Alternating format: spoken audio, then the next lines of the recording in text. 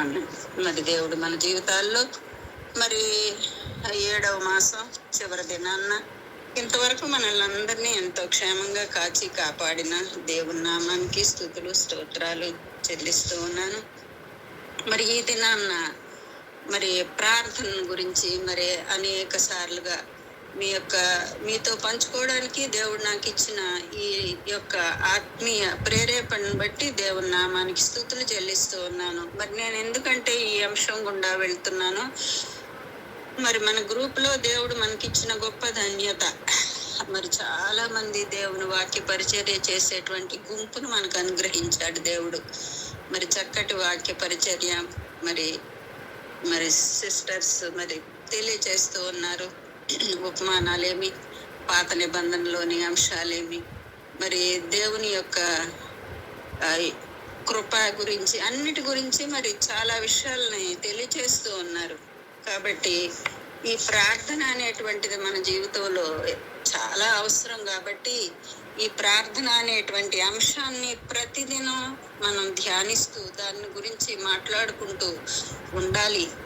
మరి ప్రార్థన అనగా మరి యథార్థంగా వివేకంతోనూ వాత్సల్యంతోనూ మన హృదయమును లేక ఆత్మను దేవుని సన్నిధిలో కృమ్మరిస్తూ ప్రభువైన యేసుక్రీస్తు ద్వారా పరిశుద్ధాత్మ శక్తి మరియు సహాయ సహకారాలతో దేవుడు మనకు వాగ్దానం చేసిన వాటిని గూర్చి లేక దేవుని వాక్యానుసారంగా సంఘక్షేమం కొరకు దేవుని చిత్తానికి లోబడి సంపూర్ణ విశ్వాసంతో మరి దేవునికి మన యొక్క మనవులను విన్నవించుకోవటం ప్రార్థన యొక్క సారాంశం. అయితే ఈ ప్రార్థన అనేటువంటిది ఏ రీతిగా ఉండాలి? ప్రార్థన దేవుని ఎదుట యథార్థంగా మన హృదయాలను మన ఆత్మను కృమ్మరించి మరి ప్రార్థనలు ఎల్లప్పుడూ ఆ రీతిగా ఉండేలాగున మనం గుర్తుంచుకోవాల్సిన వారంగా ఉంటున్నాం. మనలో కొనసాగుతున్న దేవుని కృపలన్నింటిలో మరి యథార్థత అనేది ఒక కృపయే. కాబట్టి దేవుని సన్నిధిలో యథార్థంగా ప్రార్థించేటువంటి అలాంటి కృపను మనం పొందుకోవాల్సిన వారంగా ఉంటున్నాము. మరి యథార్థత అనే కృప క్రైస్తవుని ప్రతి పనిని కూడా మరి సరి అయిన రీతిలో నియంత్రిస్తూ కొనసాగించేదిగా ఉంటుంది. కాబట్టి మన ప్రార్థన ఎల్లప్పుడూ యథార్థమైనదిగా ఉండాలి. ఒకవేళ మన ప్రార్థనే గనక యథార్థతతో లేకుండినట్లయితే మరి అలాంటి ప్రార్థనను దేవుడు అంగీకరించడు. కాబట్టి మనం ఎల్లప్పుడూ దేవుని సన్నిధిలో యథార్థతతో మరి ఎంతో నిజాయితీగా విశ్వాసంతో దేవుని ప్రార్థించే వారంగా ఉండాలని ఉదయకాల సమయమున మరి మీకు తెలియజేస్తూ ఉన్నాను. అయితే ఇక్కడ ఈ యథార్థతలోని మరి కొన్ని ప్రార్థనలు గూర్చినటువంటి విషయాన్ని మనం చూద్దాం. కీర్తనలు 66వ అధ్యాయము 17 నుంచి 19 వచనాల వరకు మనం చూసినట్లయితే కీర్తనలు 66 17 నుంచి 19 వచనాలు. ఇక్కడ దావీదు కీర్తనల్లో మరి అనేక సందర్భాల్లో అనేక రకాలైనటువంటి మరి ప్రార్థనతో కూడినటువంటి విషయాల్ని అక్కడ మనం ఇక్కడ మరి రాజైన దావీదు తాను చేసిన ప్రార్థనలు గురించిన ప్రస్తావనలో గనక మనం చూసినట్లయితే ఆయన ఈ రకంగా ఇక్కడ తెలియజేస్తూ ఉన్నాడు. ఏమనంటే మరి 17-19 వరకు 66వ అధ్యాయము, ఆయనకు నేను మొర్ర పెట్టితిని, అప్పుడే నా నోట శ్రేష్టమైన కీర్తన ఉండెను. నా హృదయంలో నేను పాపమును లక్ష్యము చేసిన ఎడల ప్రభు నా మనవి వినకపోవును. నిశ్చయముగా దేవుడు నా మనవిని అంగీకరించి ఉన్నాడు, ఆయన నా విజ్ఞాపన ఆలకించి ఉన్నాడు. ఇక్కడ ఎంతో యథార్థతతో కూడిన ఎంతో నమ్మకమైన విశ్వాసం కలిగినటువంటి మాటల్ని దావీదు గారు రాస్తూ ఉన్నాడు. మరి నేను ఆయనకు మొర్రపెట్టాను, అప్పుడే నా నోట ఎంతో చక్కటి శ్రేష్టమైనటువంటి మంచి పాట, అంటే మంచి మాటలు మంచి విషయాలు నా నోటనున్నాయి. నా హృదయంలో నేను చేసినటువంటి పాపాన్ని గనుక నేను దేవుని సన్నిధిలో ఒప్పుకోకపోయినట్లయితే, దాన్ని లక్ష్యం చేసినట్లయితే ప్రభు నా మనవి వినేవాడు కాదు. కాబట్టి నేను చేసిన పాపాన్ని ఆ 51వ దావీదు కీర్తనలో మరి ఎంతగానో దేవుని సన్నిధిలో ఆయన కృప కొరకు వేడుకుంటాడు. నీ వాత్సల్యం చొప్పున నన్ను కరుణించు ప్రభువా, మరి నేను పాపం చేశాను, నన్ను కడుగుము, హిస్సోపుతో నన్ను కడుగుము అని చెప్పి తన పాపానికి ప్రాయశ్చిత్తంగా ఆ యొక్క మరి అధ్యాయంలో ఎంతగానో దేవుని సన్నిధిలో ప్రాధేయపడుతూ ఉంటాడు. నీ సన్నిధికి నన్ను దూరం చేయకు, నీ పరిశుద్ధాత్మను నాలో నుంచి తీసివేయకు అని దేవుని సన్నిధిలో మరి ఎంతో ప్రార్థన చేస్తూ ఉంటాడు దావీదు భక్తుడు. మరి ఇక్కడ ఈ సమయంలో మనం చూసినట్లయితే ఈ వాక్య భాగాల్లో ఏమంటాడంటే, మరి నా హృదయంలో ఉన్న పాపాన్ని నేను దాచిపెట్టుకోలేదు, నేను క్షమించమని దేవుణ్ణి అడిగాను. ఒకవేళ నేను పాప క్షమాపణ పశ్చాత్తాపం గనక పొందనట్లయితే దేవుడు నా మనవి వినేవాడు కాదు. కానీ ఇక్కడ ఆయనకి ఎంత యథార్థత, తన జీవితంలో ఎంత నమ్మకత్వం కలిగిందంటే, నిశ్చయముగా దేవుడు నా మనవిని అంగీకరించి ఉన్నాడు, ఆయన నా విజ్ఞాపన ఆలకించి ఉన్నాడు అని మరి ఎంతో ధైర్యంగా మరి ఎంతో యథార్థతగా ఇక్కడ ఆయన యొక్క మాటలు మనకి కనబడుతూ ఉన్నాయి. మరి మన జీవితాల్లో మనం కూడా ఈ రీతిగా మరి దేవునికి ప్రార్థన చేసినప్పుడు ఆయన నా ప్రార్థన విన్నాడు, నా విన్నపమును ఆలకించాడు, నాకు జవాబునిస్తాడు అనేటువంటి నమ్మకత్వం యథార్థతను కలిగి మనం ప్రార్థన చేస్తున్నామో లేదో ఒక్కసారి ఈ ఉదయకాల సమయం నా ప్రియ సహోదరులారా, మీరు దేవుని సన్నిధిలో మిమ్మల్ని మీరు పరీక్ష చేసుకోవాలని మనవి చేస్తూ ఉన్నాను. ప్రార్థనలో యథార్థత అనేది ఎంతో చాలా ఇంపార్టెంట్ విషయం అండి, చాలా కీలకమైన అంశం. మరి మనలో యథార్థత ఉంటేనే తప్ప మరి మన ప్రార్థనలోని మాటలు, మన ప్రార్థన దేవుని సన్నిధికి చేరాలి, దేవుడు దాన్ని మరి పరిగణించాలి, ఆయన ఆలకించాలి, దానికి జవాబునివ్వాలి అని అంటే మరి మన ప్రార్థన ఎంతో యథార్థత కలిగి ఉండవలసిందిగా దేవుని సన్నిధిలో మీకు తెలియజేస్తూ ఉన్నాను. తర్వాత కీర్తనలు 16వ అధ్యాయము 1-4 వరకు గనక మనం చూసినట్లయితే అక్కడ దావీదు గారు దేవుని సన్నిధిలో ఏ రీతిగా శరణుచొచ్చి మరి ఏ రీతిగా దేవుని వేడుకుంటున్నాడో, మరి ఆయన తప్ప ఈ భూమి మీద నాకెవరూ లేరు, మరి అయ్యా నీవే నిజమైన దేవుడవు, నీవే ప్రభుడవు, నీవే నాకు క్షేమాధారం మరి అని దేవుని సన్నిధిలో ఎంతగానో మరి దేవుణ్ణి కోరుకుంటూ ఉన్నాడు. తన యథార్థమైన జీవితాన్ని యథార్థంతో దేవుని సన్నిధిలో నమ్మిన వాడై, విశ్వాసం కలిగిన వాడై మరి ఇక్కడ 16వ అధ్యాయము 1-4 వచనాల్లో గనక మనం చూసినట్లయితే, దేవా నీ శరణు జొచ్చి ఉన్నాను, నన్ను కాపాడుము, అయా నీ పాదాల చెంతకు వచ్చాను, నీ పాదాల చెంత నేను సంపూర్ణ సమర్పణతో నిన్ను వేడుకుంటున్నానయ్యా, నన్ను కాపాడు ప్రభువా, నీవే ప్రభుడవు. ఇక్కడ సంపూర్ణంగా దేవునికి సరెండర్ అయిపోయాడు దావీదు గారు. సరెండర్ అయిపోయి, నీవు తప్ప నీకంటే నాకు క్షేమాధారం ఏదీ లేదు ప్రభువా అని ఇక్కడ దేవునితో మనవి చేస్తూ ఉన్నాడు. మరి భూమి మీద ఉన్న భక్తులే శ్రేష్ఠులు అని ఈయన ఇక్కడ ఒప్పుకుంటూ ఉన్నాడు. వారు నాకు కేవలము ఇష్టలు, ఈ భూమి మీద ఉన్నటువంటి నీ ప్రియమైన బిడ్డలు, నీ ప్రియమైన భక్తులే నాకు ఇష్టం నాయన, మరి వారు నాకు ఇష్టమైన వారు అని ఇక్కడ దేవుని సన్నిధిలో మాట్లాడుతూ ఉన్నాడు. యెహోవాను విడిచి వేరొకని అనుసరించు వారికి శ్రమలు విస్తరించును.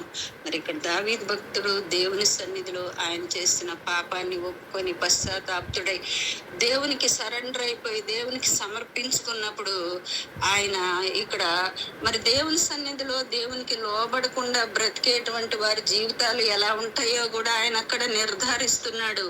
యెహోవాని గనుక విడిచి మరి వేరొక దేవతల్ని అనుసరించినట్లయితే వారికి శ్రమలు కలుగుతాయి.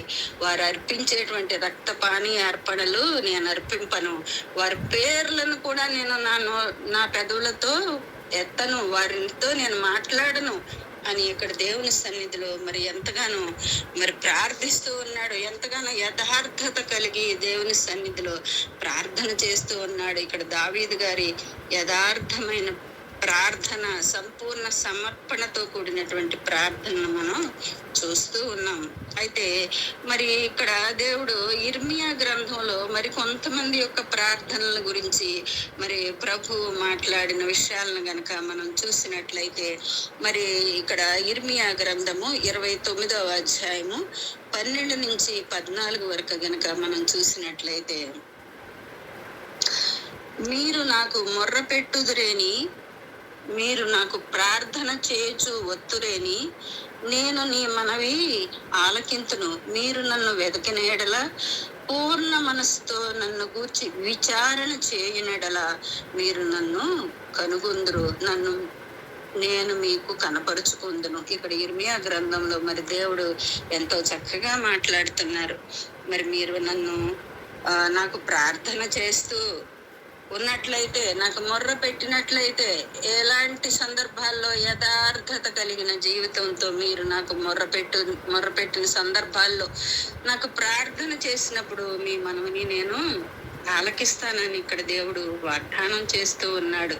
అలాగే మరి మీరు నన్ను వెతికిన ఎడల, పూర్ణ మనసుతో నన్ను గూర్చి విచారణ చేయనడల, అంటే మనం దేవుని సన్నిధిలో దేవుణ్ణి వెతికే వారంగా, దేవుణ్ణి అనుసరించే వారంగా, దేవుని పాడి స్తుతించే వారంగా, దేవుని వాక్యాన్ని ధ్యానించే వారంగా పూర్ణ మనసుతో నన్ను గూర్చి విచారణ చేసినట్లయితే మీరు నన్ను కనుగొంటారు. నేను మీకు కనిపిస్తాను, మీతో మాట్లాడతాను, మీ మొరలను వింటాను, మీ యొక్క విజ్ఞాపనను ఆలకిస్తాను అని ఇక్కడ మరి దేవుని వాక్యం తెలియజేస్తూ ఉంది. కాబట్టి మనం దేవుని సన్నిధిలో మొరపెట్టే వారంగా, ప్రార్థించే వారంగా, ఆయన్ని వెదకే వారంగా, ఇక్కడ దేవుడు ఏ రీతిగా వెతకమంటున్నాడు? పూర్ణ మనస్సుతో, మనం పూర్ణ మనస్సుతో యథార్థ హృదయంతో ఆయన వెదకని ఎడల ఆయన మనకి కనపడి ప్రత్యక్షమై మనతో మాట్లాడే దేవుడుగా, మన ప్రార్థనకు జవాబునిచ్చే దేవుడుగా ఉంటాడు అని ఇక్కడ దేవుని వాక్యం తెలియజేస్తూ ఉంది. కాబట్టి ప్రియమైన సహోదరులారా, మనం దేవుని సన్నిధిలో ప్రభువుతో మాట్లాడుము, ప్రభువు తిరిగి మాట్లాడు వరకు ప్రార్థించి ధ్యానించుము, ప్రార్థించి ధ్యానించుము. మనం దేవుని సన్నిధిలో మరి ప్రార్థించేటప్పుడు అండి, పూర్ణ మనస్సుతో ఆయన్ని వెతికే వారంగా, ఆయన తిరిగి మాట్లాడే వరకు మరి ఆయన సన్నిధిలో ఏదో ప్రార్థన చేసేసి పెదవులతో ఉచ్చరించేసి అవతలకు వెళ్ళిపోవడం కాదు. కానీ దేవుని సన్నిధిలో మన నిరీక్షణ ఎలా ఉండాలంటే, ఆయన తిరిగి మాట్లాడే వరకు కూడా మన హృదయాలను కృమ్మరించి మరి దేవునికి మొర్రపెట్టే వారంగా ఉండాలని ఇక్కడ దేవుని వాక్యం తెలియజేస్తూ ఉంది. అయితే కొన్ని యథార్థత లేని ప్రార్థనలను ప్రభు నిరాకరించిన సందర్భాలు కూడా మనం దేవుని వాక్యంలో చూస్తూ ఉంటాం. మనం యథార్థత లేకుండా మరి ఇష్టానుసారంగా మనం బ్రతికినట్లయితే ఆయన మన ప్రార్థనల్ని ఆలకించడు, మన ప్రార్థనలకి జవాబులు రావండి. యథార్థత లేకుండా హృదయపూర్వకంగా దేవుని సన్నిధిలో మనం గోజాడి ప్రార్థించినప్పుడు, అంగలార్పు లేనప్పుడు మన ప్రార్థనకి జవాబు రాదు. అయితే ఇక్కడ హోషేయ గ్రంథము 7వ అధ్యాయము 14వ వచనంలో గనక మనం చూసినట్లయితే, యథార్థత లేనటువంటి అనేక ప్రార్థనలను ప్రభు నిరాకరించాడు. మరి ప్రవక్తల ద్వారా కూడా దేవుడు హృదయపూర్వకముగా నన్ను బతుమాలు కొనక శయ్యల మీద పరుండి కేకలు వేయుదురు అని చెప్పాడు. మరి ఇక్కడ మరి దేవుని సన్నిధిలో వారి యొక్క ప్రార్థనలు నటనతో కూడినటువంటి ప్రార్థనలు, మరి వారు శయ్యల మీద పరుండి, అంటే దేవుణ్ణి బ్రతిమాలు కొనకుండా, మరి నేను అనేక సార్లు చెబుతూ ఉంటాను కదా, మరి దేవుని సన్నిధిలో మనం సంపూర్ణ సమర్పణ కలిగి దేవుని సన్నిధిలో మోకరించి మరి ప్రార్థన చేస్తూ ఆయన బ్రతిమాలుకోవాలండి, ఆయనకు మొర్ర పెట్టుకోవాలండి. ఏదో 2 మాటలు ఇలా అనేసి ఆ ప్రార్థన ముగిస్తే కాదు. కానీ మరి దేవుని సన్నిధిలో ఇక్కడ దేవుడు ఏమంటున్నాడు? హృదయపూర్వకముగా నన్ను బ్రతిమాలుకోవాలి అని ఇక్కడ దేవుడే మాట్లాడుతూ ఉంటే, మరి అలా చేయకుండా శయ్యల మీద పరుండి కేకలు వేయుదురు, అలాంటి వారి ప్రార్థనలు నేను అంగీకరించను అని చెప్పి దేవుడు ఇక్కడ డైరెక్ట్ గా మాట్లాడుతూ ఉన్నాడు, ఖరాఖండితంగా చెబుతూ ఉన్నాడు. కాబట్టి మన జీవితాల్లో మనం ఆయన హృదయపూర్వకంగా బ్రతిమాలుకుంటూ కన్నీటితో మరి అంగలారుస్తూ దేవుని సన్నిధిలో ప్రార్థించే వారంగా ఉండాలని మీకు దేవుని సన్నిధిలో తెలియజేస్తూ ఉన్నాను. అయితే దేవుడు కొంతమంది ప్రార్థనని ఏ రీతిగా విన్నాడో మనం ఇక్కడ దేవుని వాక్యంలో చూసినట్లయితే, మరి యోహాను 1 అధ్యాయము 47వ వచనంలో గనుక మనం చూసినట్లయితే, నతనీయేలు అంజూరపు చెట్టు క్రింద ఉన్నప్పుడు యేసుక్రీస్తు అతని యథార్థతను ప్రశంసిస్తాడు. ఇక్కడ ఈ వాక్యంలో మనము యోహాను సువార్త 1వ అధ్యాయము పైనుంచి 40 వచనాల నుంచి గనక మనం చూసినట్లయితే, అక్కడ మరి యేసుక్రీస్తు ప్రభు ఆ ప్రాంతానికి వెళ్ళడం, ఫిలిప్ గారిని పిలవడం, ఫిలిప్ మరి నతనీయేలుని పిలిచినప్పుడు మరి నజరేతులో మనకి ఏదైనా గొప్ప విషయం కనిపిస్తుందా అని అడిగినప్పుడు మరి అక్కడ యేసుక్రీస్తు ప్రభువులు వారిని అక్కడ ఫిలిప్ గారు పరిచయం చేసినట్లు మనం చూస్తూ ఉన్నాం. అయితే అప్పుడు ఏమైతుందంటే, ఇక్కడ 1:47 వచనంలో గనక మనం చూసినట్లయితే, యేసు నతనీయేలు తన యొద్దకు వచ్చుట చూచి, ఇదిగో ఇతడు నిజముగా ఇశ్రాయేలీయుడు, ఇతని యందు ఏ కపటము లేదని అతని గూర్చి చెప్పాను అని ఈ వాక్యంలో రాయబడిందండి. అయితే ఇక్కడ యేసు నతనీయేలును కలవడానికి వస్తున్న సందర్భంలోనే మరి చూసి యేసుక్రీస్తు ప్రభుల వారు మరి ఇక్కడ నతనీయేలు గురించి ఎంత చక్కటి స్టేట్మెంట్ ఇస్తున్నాడో చూడండి. ఇతడు నిజముగా ఇశ్రాయేల్. ఆయన ఇంకా యేసు దగ్గరికి రాలేదు, అక్కడ ఏం పరిచయాలు జరగలేదు. కానీ మరి దేవుడు ఎల్లప్పుడూ మన జీవితాల్లో మనం ఎక్కడున్నా, మనం ఏమై ఉన్నా, మన పరిస్థితులను గ్రహించగలిగిన, మన స్థితిగతులను తెలుసుకున్నటువంటి గొప్ప దేవుడు. కాబట్టి ఇక్కడ మరి నతనీయేలు గురించి చెబుతున్నాడు, ఇతడు నిజముగా ఇశ్రాయేలీయుడే, ఇతని యందు ఏ కపటము లేదని అతని గురించి చెబుతూ ఉన్నాడు. అంజూరపు చెట్టు క్రింద ఉన్న మరి ఈ మంచి వ్యక్తి ప్రార్థనలో, ఈ అంజూరపు చెట్టు క్రింద కూర్చుని ఉన్నటువంటి ఈ నతనీయేలు యొక్క ప్రార్థన అతని హృదయాన్ని దేవుని సన్నిధిలో మరి కుమ్మరించి ఉంటాడు అని నేను అనుకుంటూ ఉన్నాను. మరి ఆయన ఎల్లప్పుడూ దేవుని సన్నిధిలో ప్రార్థించే వ్యక్తి.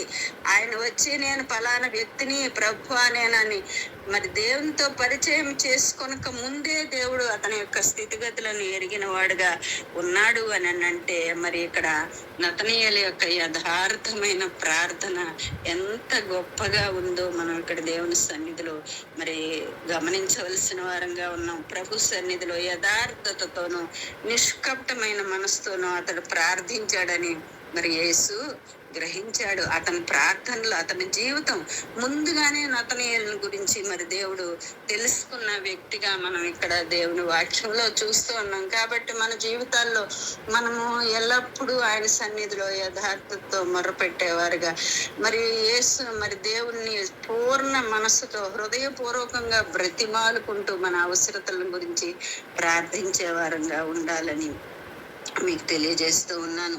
మరి దేవుడు మన ప్రార్థనలు విని దాన్ని అంగీకరించడానికి తోడ్పడేటువంటి ముఖ్యమైన అంశాల్లో యథార్థత అనేది ప్రధానమైనది అని నేను మీకు తెలియజేస్తూ ఉన్నాను. అందుకే సామెతలు 15:8 ఒక మాట ఉంటుంది, భక్తిహీనులు అర్పించు బలులు యెహోవాకు హేయములు, యథార్థవంతుల ప్రార్థన ఆయనకు ఆనందకరం.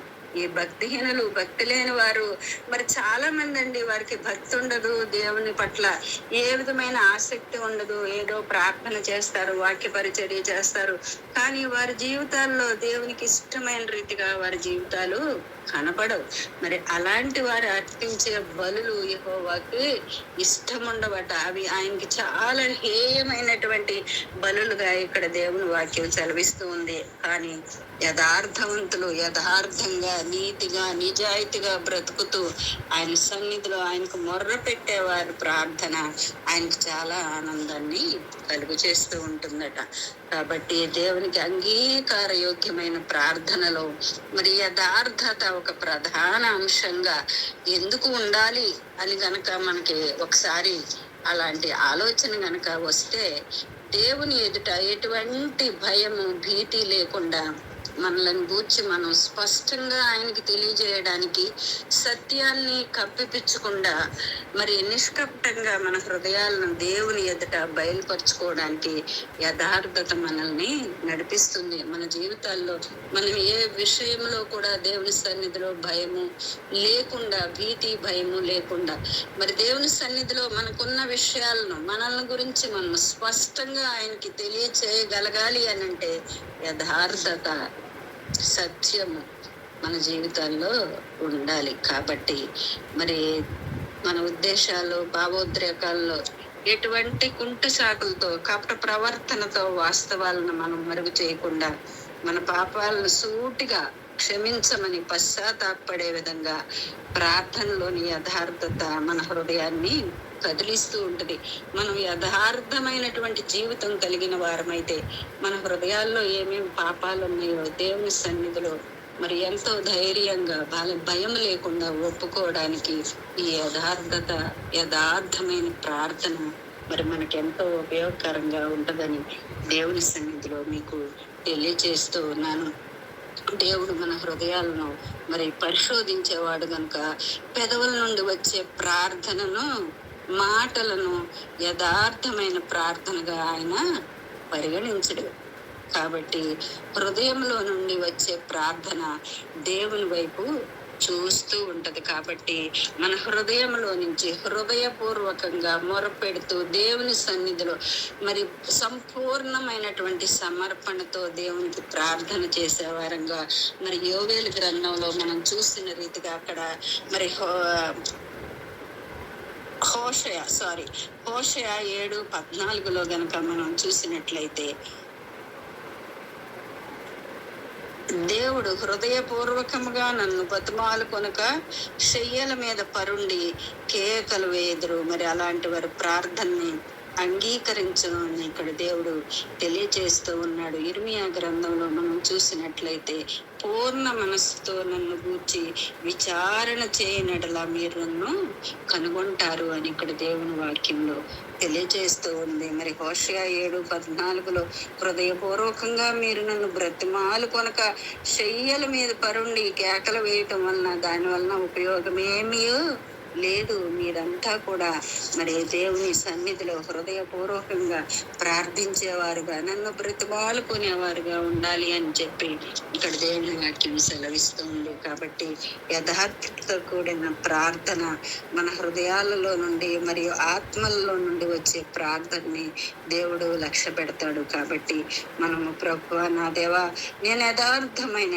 మరియు సంపూర్ణ భక్తి గల ప్రార్థన మరి చేసేవారంగా మరి మమ్మల్ని నుంచి ప్రభు నతనీయులను మార్గ మధ్యంలోనే నువ్వు ఏ రీతిగా కనుగొన్నావో నాయన, నీవు మమ్మల్ని కూడా ఆ రీతిగా కనుగొనగలిగిన స్థితిలో మమ్మల్ని ఉంచమని మనం దేవుని సన్నిధిలో హృదయపూర్వకంగా యథార్థంగా ప్రార్థన చేసేవారంగా ఉండాలని దేవుని సన్నిధిలో మీకు తెలియజేస్తూ ఉన్నాను. అయితే ఇకపోతే కనికరం కొరకు ఎట్లు ప్రార్థించాలి, మన జీవితంలో యథార్థమైన ప్రార్థన ఏ రీతిగా ఉండాలి, అలాగే కనికరం కొరకు దేవుని సన్నిధిలో కనికరమును పొందడానికి మనం ఎలా ప్రార్థించాలి అని కొన్ని విషయాలను మనం ఇక్కడ తెలుసుకున్నాం.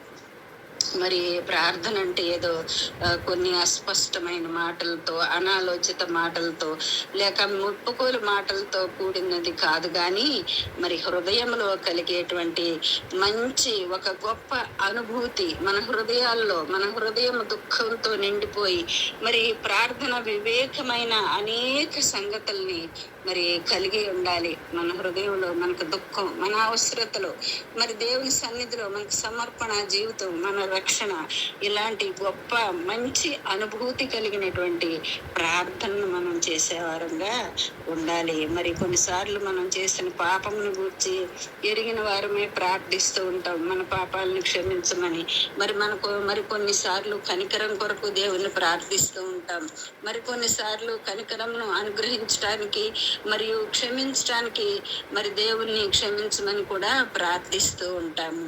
కనుక మనము పాపం యొక్క ప్రమాదకర పరిస్థితిని ఎరిగిన వారం కనుక తరచూ మన ప్రార్థనలో మరి కనికరం కొరకైనటువంటి అవసరతను మనం గుర్తించాలి. ఈ జీవితంలో పాపం చేసినట్లయితే ఆ పాపపు పరిస్థితి ఎంతో ప్రమాదకరమైనటువంటి పాపులంగా మనం మిగిలిపోయినట్లయితే బుద్ధి లేని కన్యకల వలె మన జీవితాలను మరి నూనెతో నింపు కొనక ఉండినట్లయితే మన జీవితాలు మరి ఏ రీతిగా ఉంటాయో మరి మనకు తెలుసు. కాబట్టి అలాంటి ప్రమాదకర పరిస్థితిని ఎరిగిన వారం కనుక మన ప్రార్థనలో కనికరం కొరకైనటువంటి అవసరతను మనం గుర్తించాలి.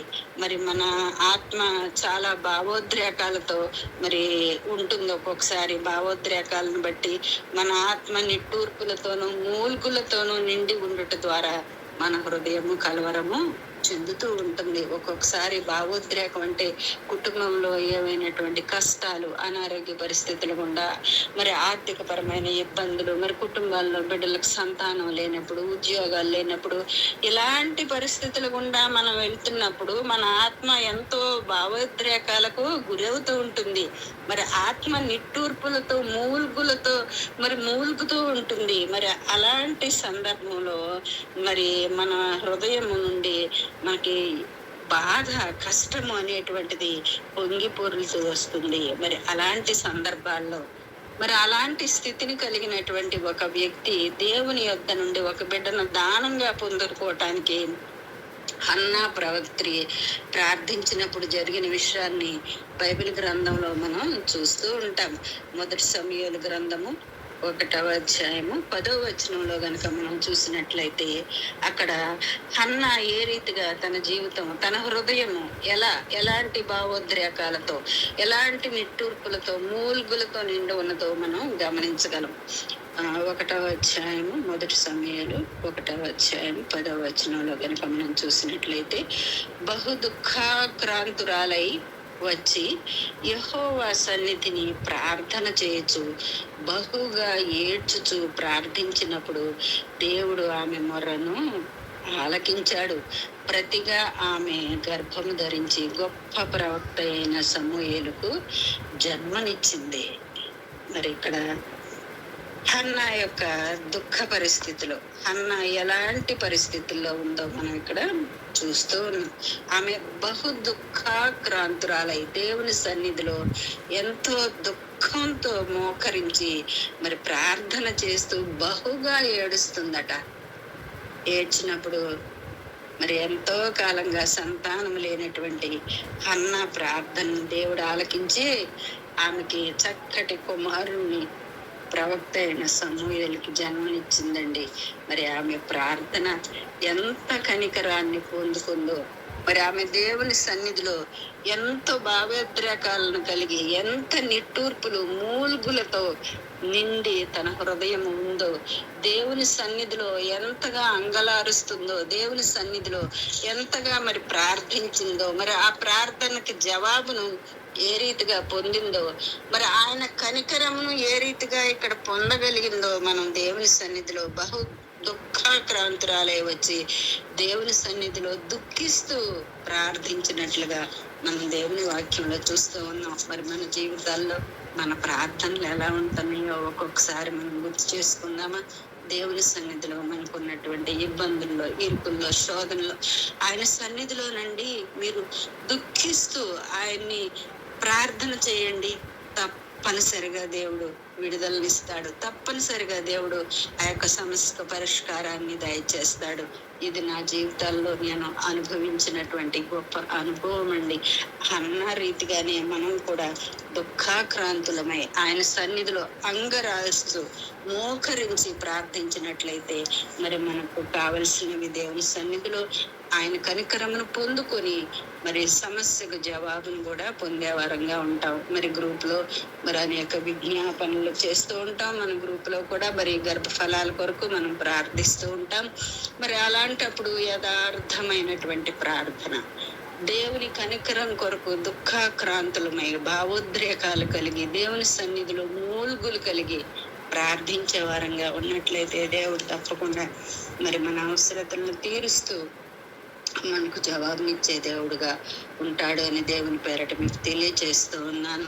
ఇకపోతే కీర్తనలు 69:3 గనక చూసినట్లయితే ఇక్కడ రాజైన దావీదు తన ప్రార్థనలోని మరి కొన్ని విషయాల గురించి మనం మాట్లాడుకుందాం.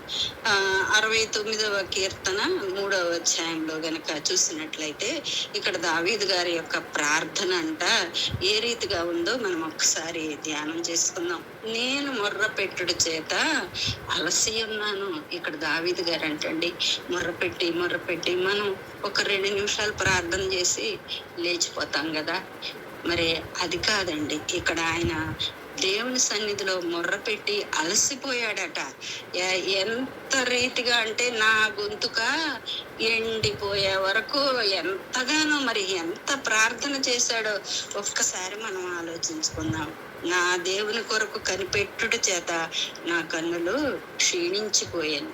మరి మనం దేవుని సన్నిధిలో కూర్చొని మన పాపముల నిమిత్తం, మన జీవితం నిమిత్తం, మన బిడ్డల జీవితాల కొరకు మరి ప్రార్థన చేసి అలసిపోయే వారంగా ఉంటున్నామా? గొంతుకు ఎండిపోయిందా ఎప్పుడైనా మనం ప్రార్థన చేసి మరి ఆయన కొరకంట ఇక్కడ దావీదు గారు కనిపెట్టి ఆయన కన్నులు కూడా క్షీణించిపోయాయి అని చెప్పాడు. కాబట్టి దావీదు మనోవేదనను బట్టి కేకలు వేయచ్చు, దుఃఖించుచు మరి హృదయమందు సొమ్మసిల్లి కన్ను దృష్టి తప్పిన వాడై కూడా ప్రార్థించినట్లు మరి దేవుని వాక్యంలో మనం చూస్తూ ఉంటామండి. మరి ఇంతటి ప్రార్థన దేవుని సన్నిధిలో దేవుని కనికరం మనకు కావాలి, దేవుని జవాబు మనకి కావాలి అని అంటే హన్నా ఏ రీతిగా దుఃఖాక్రాంతురాలై ప్రార్థించిందో మరి ఇక్కడ దావీదు గారు మరి ఆయన దేవుని సన్నిధిలో ఎంతగా మొర్ర పెడుతున్నాడో మనం ఇక్కడ చూస్తూ ఉన్నాం. కీర్తనలు 38:8-10 వచనాల్లో కూడా ఆయన యొక్క ప్రార్థనా జీవితాన్ని గురించి వ్రాయబడి ఉండడం మనం చూస్తాము. కీర్తనలు 38:8-10 వరకు గనక మనం చూసినట్లయితే, నేను సొమ్మసిల్లి బహుగా నలిగి ఉన్నాను, నా మనోవేదనను బట్టి కేకలు వేయుచున్నాను. ప్రభువా, నా అభిలాష అంతయు నీకే కనబడుతుంది. ఇక్కడ సొమ్మసిల్లిపోయాడంటండి. మరి తన జీవితంలో రాజుగా ఆయనకున్న బాధ్యతలు, ఆయన జీవితంలో ఆయన చేసినటువంటి పాపము, మరి వ్యభిచారం చేశాడు, నరహత్య చేశాడు, ఇంకా రాజుగా అనేక పాపాలను చేశాడు. మరి ఆ పాప పరిహారార్థం మరి ఇంకను తన జీవితంలో మరి సంతానం లేని పరిస్థితుల్లో దేవుని సన్నిధిలో ప్రార్థించిన వాడిగా మరి అలాంటి సందర్భాల్లో ఎంతగా ప్రార్థించాడో మనం ఒకసారి ఈ వాక్య భాగాల్ని క్షుణ్ణంగా లోతుగా ఆలోచించి మరి ధ్యానం చేసేవారంగా మనం ఉండాలండి. సొమ్మసిల్లిపోయాడంటండి. నా మనోవేదనను బట్టి కేకలు వేస్తున్నాడు దేవుని సన్నిధిలో. కేకలు వేస్తూ అరుస్తూ, అయ్యా నన్ను క్షమించు, నేను పాపిని, నన్ను కడుగు ప్రభువా, నీ యొక్క హిమము కంటే తెల్లగా నన్ను కడుగుము, నీ సన్నిధిలో నుండి నన్ను త్రోసివేయకు ప్రభువా, నీ పరిశుద్ధాత్మ నా యొద్ద నుండి తీసివేయకు ప్రభువా అని మరి ఎంతగానో ప్రార్థిస్తూ మరి సొమ్మసిల్లిపోయాడట. మనోవేదనను బట్టి కేకలు వేస్తున్నాడు.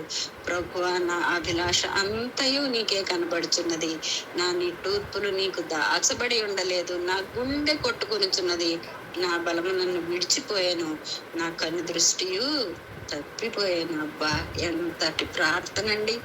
ఎంత లోతైన దేవుని కనికరం కోరుకోవడానికి ఎంతగా ప్రార్థించాడు. మరి మన అవసరతల కొరకు, మన జీవితాల్లో మన రక్షణ కొరకు ఆయన క్రొత్త ఆకాశం, క్రొత్త భూమిని మన కొరకు ఏర్పాటు చేస్తూ ఉన్నాడు. మేఘ రథముల మీద రానయ్యున్నాడు మనల్ని తీసుకొని వెళ్ళడానికి. మరి దాని సిద్ధపాటు కొరకు మరి దేవుని సన్నిధిలో సొమ్మసిల్లి ప్రార్థిస్తూ ఉన్నామా? మన పాపములను బట్టి మనల్ని క్షమించమని, ఈ లోకంలో మనకున్న అవసరతలు, మనకున్న కష్టాలు, మనకున్న అనారోగ్య పరిస్థితుల్లో మరి మన ప్రార్థన ఏ రీతిగా ఉంటుందో మరొకసారి మీరు గుర్తు చేసుకోవాలని ప్రభు పేరట మనవి చేస్తూ ఉన్నాను.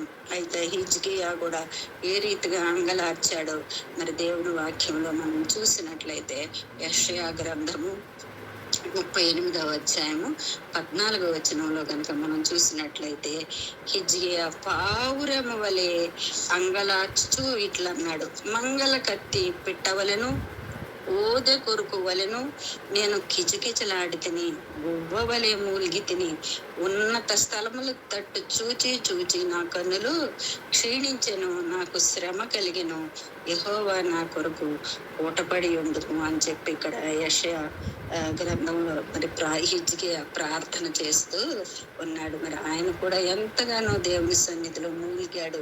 మరి దేవుని తట్టు చూచి చూచి ఆయన కన్నులు క్షీణించిపోయినాయటంట. నాకు శ్రమ కలిగింది ప్రభువా, దయతో నన్ను కనికరించు నాయన, నన్ను కరుణించు అని మరి హిజ్కియా కూడా ఈ రీతిగా ప్రార్థన చేస్తున్నట్లు దేవుని వాక్యంలో మనం చూస్తున్నాం. అలాగే ఇర్మియా గ్రంథం 31:18 కూడా మరి ఎఫ్రాయిము కూడా అంగలార్చుచుండగా నేను ఇప్పుడే వినుచున్నాను అని దేవుని వాక్యం అక్కడ సెలవిస్తూ ఉంది. మరి ఎఫ్రాయిం కూడా ఎంతో అంగలార్చుతో దేవుని సన్నిధిలో, దేవుని కనికరం కొరకు వీరంతా ఈ రీతిగా దేవుని సన్నిధిలో అంగలార్చిన వ్యక్తులుగా, మరి దేవుని సన్నిధిలో మరి వారి కన్నులు క్షీణించిపోయిన వ్యక్తులుగా, మరి ఎంతగానో దేవుని సన్నిధిలో మొరపెట్టి గొంతుక ఎండిపోయింది అంటున్నాడు దావీదు భక్తుడు, కన్నులు క్షీణించిపోయినాయి అంటున్నాడు. మరి అలాంటి గొప్ప ప్రార్థనలు చేసినట్లుగా దేవుని సన్నిధిలో దేవుని వాక్యంలో మనం చూస్తూ ఉన్నాం. కృత నిబంధనలో కూడా చూసినట్లయితే ఇలాంటి విషయాలని మనం చాలా మరి చూస్తూ ఉంటాం. పేతురు కూడా బిగ్గరగా ఏడ్చాడు ఒకానొక సమయంలో. కోడి కూయక మునిపే నీవు నన్ను ఎరుగనని ముమ్మారు చెప్పేదాన్ని యేసు తనతో అనిన మాట పేతురు జ్ఞాపకం చేసుకొని వెలుపలికి పోయి సంతాపపడి ఏడ్చిన సందర్భాలు, అక్కడ ఆయన చేసిన తప్పును మరి దేవుని కనికరమును కోరుకుంటూ ఎంతో సంతాపపడి ఏడ్చినట్లు మత్తయి సువార్త 26వ అధ్యాయము 75వ వచనంలో మనం చూడగలుగుతాం. అయితే ప్రభు అయిన యేసు క్రీస్తు కూడా మరి సిలువకు అప్పగించబడుతున్నప్పుడు మరి ఆయన ప్రార్థనలో బిగ్గరగా ఏడ్చి, హెబ్రీయులకు రాసిన పత్రిక 5వ అధ్యాయం 7వ వచనం, ఇది అందరికీ తెలిసినటువంటి వాక్యమే. యేసు బిగ్గరగా ఏడ్చి కన్నీరు విడిచాడు. శరీరధారి అయి ఉన్న దినములలో మహారోదనముతోనూ కన్నీళ్లతోనూ తనను మరణం నుండి రక్షింపగలవానికి ప్రార్థనలను యాచనలను సమర్పించి భయభక్తులు కలిగి ఉన్నందున ఆయన అంగీకరింపబడెను. యేసుక్రీస్తు ప్రభువు వారు మరి దేవుని కుమారుడిగా ఈ లోకానికి పంపించబడ్డాడు.